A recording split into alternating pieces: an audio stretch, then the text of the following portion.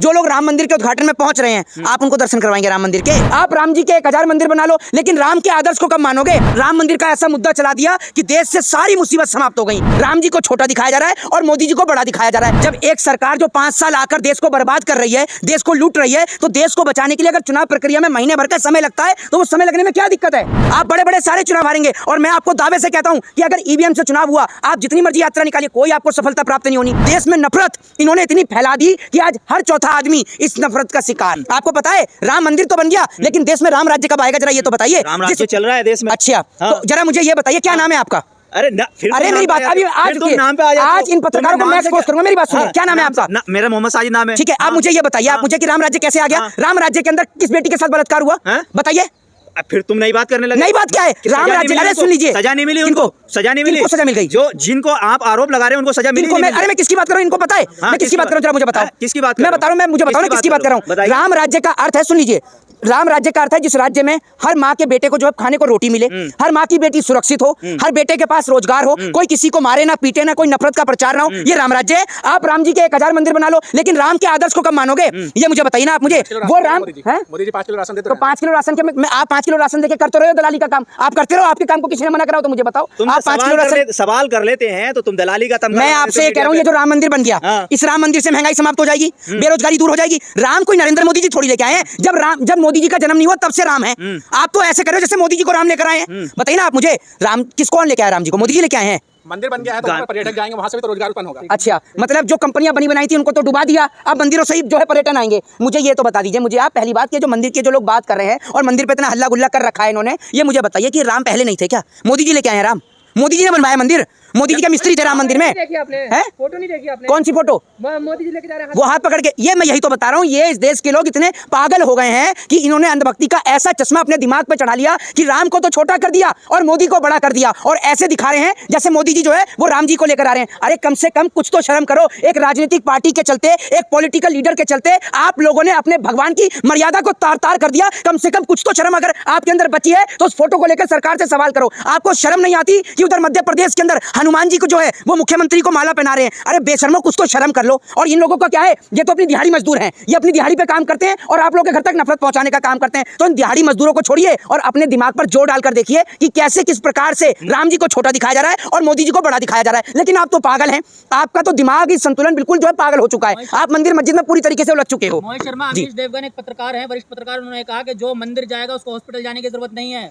तो एक काम करो ना, एक बात मुझे बताओ, इसको कोई भी बीमारी हो ना, इसको अस्पताल के लिए, इसके लिए सारे गेट बंद कर दो और इसको मंदिर के बाहर ही बिठा दो। इसको एक ही काम कराओ ना। ये तो इतना ऐसा पत्रकार है, अगर इनके लिए कुछ बोल दो तो डिफॉर्मेशन कर देते हैं। ये अमीश देवगन से कोई पूछे फिर तो सारे अस्पताल बंद कर दो, सारे अस्पताल बंद कर दो ना, और ये न्यूज चैनल भी बंद कर दो। सबसे पहले तो ये न्यूज चैनल पर अंकुश लगाना चाहिए। जो नेशनल मीडिया ना, आप लोगों की नहीं, नेशनल मीडिया की बात कर रहा हूँ। ये जो भाड़े के, जो किराए के जो टट्टू रख रखे हैं इन्होंने, इनके ऊपर अंकुश लगना चाहिए। ये भाड़े वाले मजदूर इतने घातक हैं इस देश की स्थिति के लिए कि देश में नफरत इन्होंने इतनी फैला दी कि आज हर चौथा आदमी इस नफरत का शिकार है।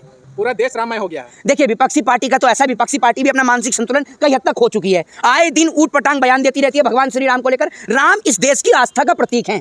देश का प्रत्येक व्यक्ति राम को मानता है, देश का प्रत्येक व्यक्ति, चाहे वो हिंदू हो, मुस्लिम हो, सिख हो, ईसाई हो। लेकिन विपक्ष की पार्टियों का क्या काम है? हम उद्घाटन में नहीं जाएंगे, यहाँ नहीं जाएंगे। अरे आपके जाने या ना जाने से कोई फर्क नहीं पड़ता, उद्घाटन फिर भी होगा। लेकिन ये एक बात मैं आपको बता दूं कि ये जो राम मंदिर का उद्घाटन है, ना तो नरेंद्र मोदी के हाथों से होना चाहिए था और ना किसी राजनेता के हाथों। मंदिर का उद्घाटन होना चाहिए जो हमारे प्रकाश पंडित हैं, जो प्रकाश पुजारी हैं, उनके हाथों से होना चाहिए। नेताओं की क्या होते हैं? मोदी जी भी हिंदू हृदय सम्राट है। तो हम क्या हैं? हम नहीं हिंदू हृदय सम्राट। ये सर्टिफिकेट बढ़ते हैं क्या कहीं से? कौन से, कहां से, कौन सी संस्था देती है सर्टिफिकेट? इस देश में अकेले मोदी हिंदू हैं, बाकी कोई और हिंदू ही नहीं है। ये जो इतने साल से मंदिरों में जो पूजा पाठ कर रहे हैं, ये हिंदू नहीं है। मोदी जी का आज के समय में जो मोदी जी का विरोध करे वो हिंदू नहीं है। अच्छा, ये कहां से लिखा है? कौन सी किताब में लिखा है? हमारे देश के अंधभक्त बोलते हैं। आपके देश के अंधभक्त जो बोलते हैं उनको जरा ये बताइए कि इतने सारे लोग जो है मोदी से हिंदू धर्म है क्या? हिंदू धर्म पहले नहीं था? जरा मुझे ये बताइए, पहले नहीं था? मंदिर बनवा दिया और क्या चाहिए? तो एक बात भी अधिकार नहीं है कि वो उद्घाटन कर दें? मुझे बताओ, पत्रकारिता करके आए हो या नहीं करिए? इतना भी अधिकार नहीं है उनके पास कि वो उद्घाटन कर दें। अगर मंदिर का उद्घाटन प्रधानमंत्री करेंगे तो स्कूल का उद्घाटन करने के लिए पुजारी पहुंचेंगे? क्या कर रहे हो? जवाब दो ना। नहीं, आप बता तो रहे हो। अरे मैं तो बता रहा हूँ, मैं तुमसे पूछ भी तो रहा हूँ। बड़े बेवकूफ हो तुम तो। स्कूलों का उद्घाटन नहीं करते? कौन? देश के प्रधानमंत्री, मुख्यमंत्री, राजनेता करते नहीं है उद्घाटन। 4 स्कूलों के नाम बताओ जिनका उद्घाटन प्रधानमंत्री ने किया हो। पूरे देश के तमाम लोगों को खुला चैलेंज है, ये पत्रकार बताएगा। अरे चेहरा दिखाओ यार, चेहरा दिख रहा है मेरा चेहरा। मैं आपका यार हूँ, मैं आपका यार हूँ। क्या क्या शब्द है? क्या है? मैं आपका यार हूँ, मैं आपका यार हूँ। शर्मा, मोहित शर्मा, देखिए मैं आपका यार हूँ, मैं आपका यार हूँ। अरे मोहित शर्मा, चलिए यार, भाषा है यार नहीं है तो पहले भाषा का कंट्रोल। अच्छा ठीक है, ठीक है, मर्यादा में रहिए, बिल्कुल मर्यादा में, हम मर्यादा में। लेकिन आप भी तो तो मर्यादा से बाहर होते जा रहे हैं। मैंने आपको क्या कह दिया? मैंने आपको क्या कह दिया? आप प्रधानमंत्री को ऐसे आप शब्द बोल रहे हैं। आप प्रधानमंत्री आपका चाचा है?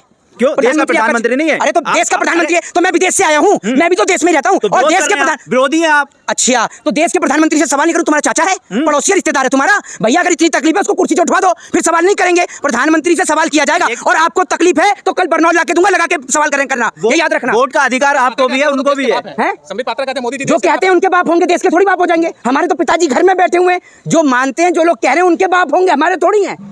अगर कल को आप ये कह दोगे कि भैया नरेंद्र मोदी जी आपके तो होंगे ही, संबित पात्रा ने कहा है, और वो तो आपका रिश्तेदार है। आपके होंगे। कैसी बात कर रहे हो? आप तो मोदी जी के समर्थक हो। संबित पात्रा ने जो कहा है वो संबित पात्रा जाने, आपने कहा तो दिया। तो आप ये क्यों कह रहे हैं कि आप मोदी जी से सवाल कर रहे हैं? मोदी जी आपका मैंने सवाल करने को मना किया क्या? आपके सवाल आप खुल के करिए, कितने सवाल पूछेंगे, आपके सवाल जाते हैं कि नहीं जाते, ये बताइए। अच्छा, आपने एक बात मुझे बताइए, एक सवाल जिससे इस देश की जनता को फायदा हो, जरा बता दो।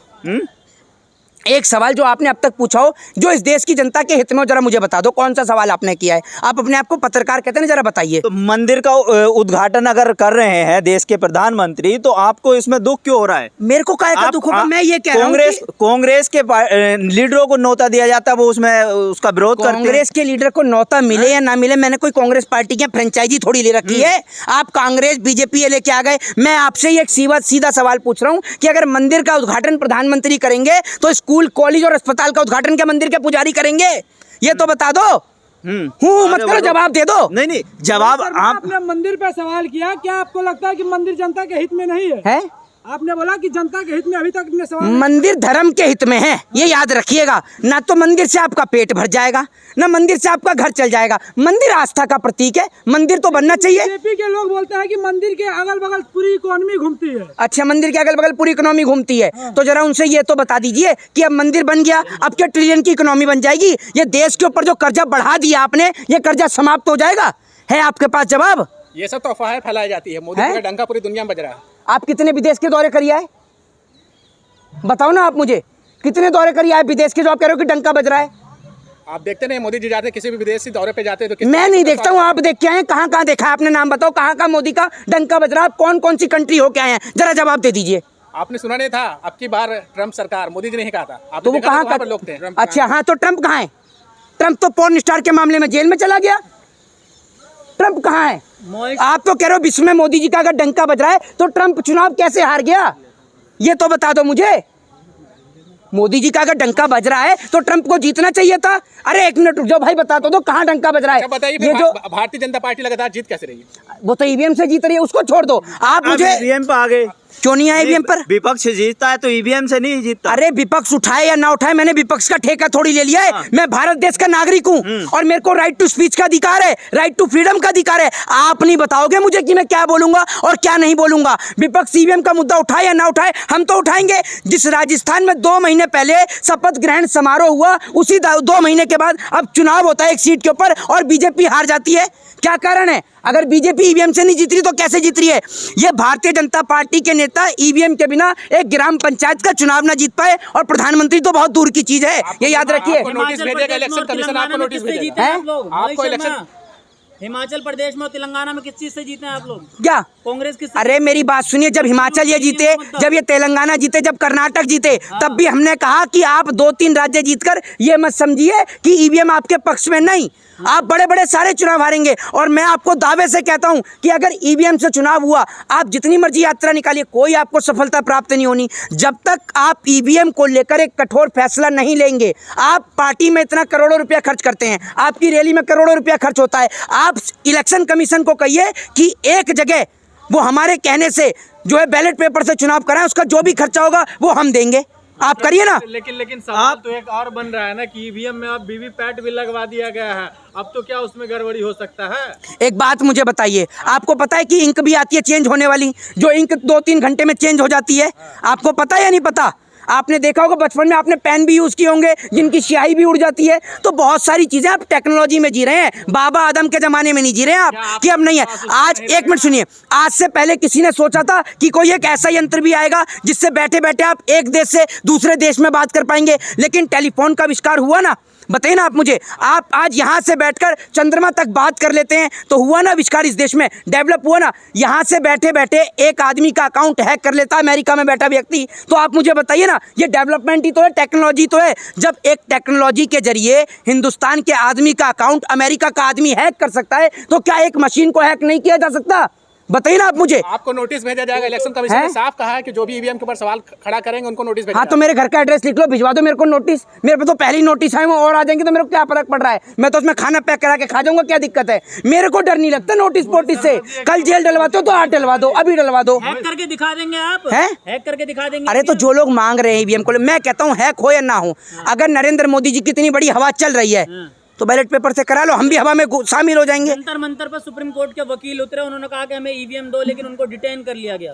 अरे भैया मैं आपको बता रहा हूँ, सब कुछ इनका है, अखबार खबर सब कुछ इनका है, सब अधिकारी ऑफिसर सब इनके हैं। आप ये समझ लीजिए, आप इनके खिलाफ बोल रहे हैं, जेल जाने से बच रहे हैं, बस इसी में बचे रहिए। ये सबको इन्होंने खरीद रखा है। इस देश में जो लोग कहते हैं ना कि लोकतंत्र डेमोक्रेसी है, कोई डेमोक्रेसी आज की डेट में नहीं बची, सब डेमोक्रेसी को तबाह कर दिया है। देश में नफरत इतनी पैदा कर दी है कि हिंदू मुसलमान के सिवा टीवी पर कोई और टॉपिक ही नहीं है। अब राम मंदिर का ऐसा मुद्दा चला दिया कि देश से सारी मुसीबत समाप्त हो गई। ना देश में महंगाई बची, ना बेरोजगारी बची। एक सोशल मीडिया पे वीडियो देख रहा था, एक बेचारा ठेली वाला राम मंदिर के बाहर ठेली ला के खड़ा हुआ था, राम मंदिर के आसपास के इलाके में, राम मंदिर के बाहर नहीं, उसके आसपास के एरिया में, तो उसको पुलिस वाले डंडे से मार के भगा रहे थे। आप मुझे एक बात बताइए कि राम मंदिर तो बन गया, जो देश के लोग बेरोजगारी का सामना कर रहे हैं वो बेरोजगारी कैसे दूर होगी, महंगाई कैसे दूर होगी? आप लोगों को ये नहीं समझा रहे कि देश की एक बड़ी आबादी जिस पे राज है इस देश के हिंदुओं का, जो आप कहते हैं ना कि भैया कि इस देश के अंदर मुसलमानों को टाइट किया जा रहा है, सरकार मुसलमानों को नहीं हिंदुओं को टाइट करने का काम कर रही है। अगर पेट्रोल का दाम बढ़ रहा है तो सबसे ज़्यादा असर हिंदुओं के कंधे पे पड़ रहा है, बेरोजगारी हो रही है तो सबसे ज़्यादा असर हिंदुओं के कंधे पे पड़ रहा है, क्योंकि भारत देश में हिंदुओं की तो आबादी ज़्यादा है। तो अगर महंगाई बढ़ेगी तो सामना सबसे ज़्यादा हिंदुओं को करना पड़ेगा, बेरोजगारी बढ़ेगी तो सामना हिंदुओं को करना पड़ेगा, तो सबसे ज़्यादा तकलीफ का सामना तो हिंदू लोग ही कर रहे हैं, और पागल भी उन्हीं को बनाया जा रहा है। एक सवाल ले लीजिए, आप जिस तरह से या तमाम लोग ईवीएम को विरोध कर रहे हैं, लेकिन राहुल गांधी के ट्विटर हैंडल से आता है जो हमें जनता के द्वारा जो मत दिया गया है हमें उस पर पूर्ण विश्वास है। अरे भैया मैंने किसी का कोई क्या लिखता है, सब देश में स्वतंत्र नागरिक हैं। अब आप किराए का काम कर रहे हैं मोदी सरकार का, आपको किसी ने मना किया? आप भी तो मोदी सरकार के किराएदार हैं ना, आपको भी कोई मना नहीं कर रहा, आप भी भाड़े पर सरकार की गुलामी कर रहे हैं, तो करते रहिए। लेकिन राहुल गांधी हो या और तमाम लीडर हो विपक्ष के, वो सवाल उठाएं या ना उठाएं, मैं भारत देश का एक नागरिक होने के नाते मैं ईवीएम को लेकर सवाल उठाऊंगा, क्योंकि वोट डालना मेरा फंडामेंटल राइट है, मेरा अधिकार है, लोकतंत्र में सबसे बड़ा अधिकार है। कोई पार्टी के लोग तो नहीं उठा रहे हैं ना? अरे भैया पार्टी उठाए या ना उठाए, देश के लोग उठाने चाहिए। पार्टी से देश थोड़ी है, जब देश है तो पार्टियां बनेंगी, देश के लोगों से पार्टियों का निर्माण होता है। आप ईवीएम में गड़बड़ी बता रहे हैं, पहले भी बैलेट पेपर लूटे गए हैं, बैलेट पेपर भी लूट लिए जाते हैं। अरे अभी तो ईवीएम मशीन भी गायब हो रही है, उसको नहीं देख रहे आप हैं? क्या कर रहे हो आप? नहीं तो बैलेट पेपर भी लूटे गए हैं, ईवीएम भी गायब हो रहा है, फिर कोई ऑप्शन है? बैलेट पेपर कब लूटते थे, कब लूटते थे? आज पेटियां लूट ली जाती थी। मैं वही बता रहा हूँ आपको, उस वक्त पे लूटते थे। आज आप ये देखिए, आज पुलिस है, प्रशासन है, शासन है, हमारे पास में सीआरपीएफ है, सीआईएसएफ है, इंडियन आर्मी है, तमाम पुलिस फोर्स है। अब थोड़ी हो जाता है वो काम, पहले तो दिन दिहाड़े गोली भी मार दी जाती थी, अब थोड़ी होती है। हर चीज का एक समय होता है, अब आप कराइए, आज के डेट में तो कोई होता ही नहीं है। लेकिन टेक्नोलॉजी इतनी बढ़ गई है, हम जो है पिछले पुराने जमाने में चले जाए। अगर टेक्नोलॉजी बढ़ गई है तो जो सबसे बड़े जो और भी जो तमाम देश हैं वहां पर टेक्नोलॉजी का फायदा क्यों नहीं हो रहा? वहां पर ईवीएम से चुनाव क्यों नहीं हो रहे? जिस देश ने ईवीएम को बनाया वो क्यों नहीं ईवीएम से चुनाव कराता? में बहुत ज्यादा आबादी वाला देश है ना, यहाँ चुनाव कर। अच्छा हाँ, बहुत ज्यादा आबादी वाला देश है, हैं? तो ये आबादी कौन बढ़ा रहा है?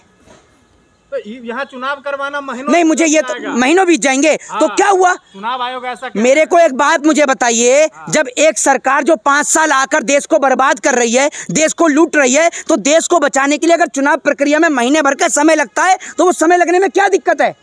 क्या दिक्कत है? राष्ट्रपति शासन लगा रहेगा 1 महीने, इससे तो कोई दिक्कत नहीं होगी, या 1 महीने पहले चुनाव हो जाएगा। आपको दिक्कत क्या है ये बताइए ना। नहीं, आप तो विरोध कर रहे हैं, लेकिन सड़क पर उतर कर कब आंदोलन करेंगे? देखिए मैं आपको बताता हूँ, हर चीज का एक समय होता है, और इस देश की जनता नहीं है, समय ही नहीं है। मैं आपसे एक चीज कह रहा हूं, चुनाव के बाद समय आएगा क्या? नहीं, चुनाव के बाद नहीं आएगा। अभी हम हर चीज को लेकर, ईवीएम को लेकर लगातार लोग इसको लेकर प्रोटेस्ट करें, लेकिन सरकार करने ही कहाँ दे रही है? सरकार तो लोगों को